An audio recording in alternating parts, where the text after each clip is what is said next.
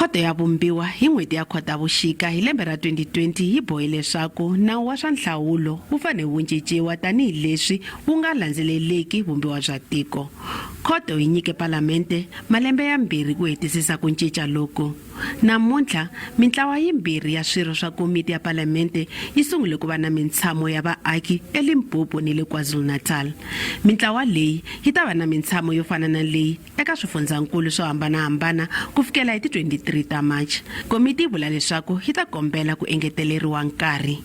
Loko hi langutise nkarhi na ku hi fana hi consulta vanhu vo karhi hi vona ku hi nge swi koti hi teke xiboho ku ri hi approach ya constitutional court ku ri va hi pfumelela nkarhi ku ri hi tirha hi hetisa ntirho lowu.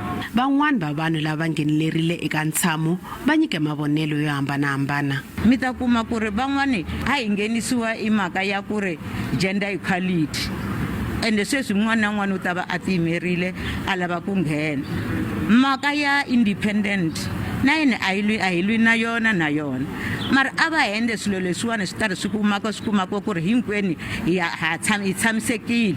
A ni khale ma swi vona ku independent candidate fanele ku votiwa a yi fanele ku votiwa ti-votes ta yona yi hlayiwa yi ri yoxe so hi leswiwani hi pfuxa timhaka ta ku loko ku votiwa sweswiwani independent candidate yi kuma tivhoti ta ku tala na le tin'wana a ti hlayiwi ti kota ku hoxa siti ya un'wanyana munhu loyi independent candidate nga ta hayi vula ku ni sapota na yena u kota ku nghena. Majority of the people are discriminated in terms of the financial constraint. The money being paid to contest is a lot of money, so some people they don't afford.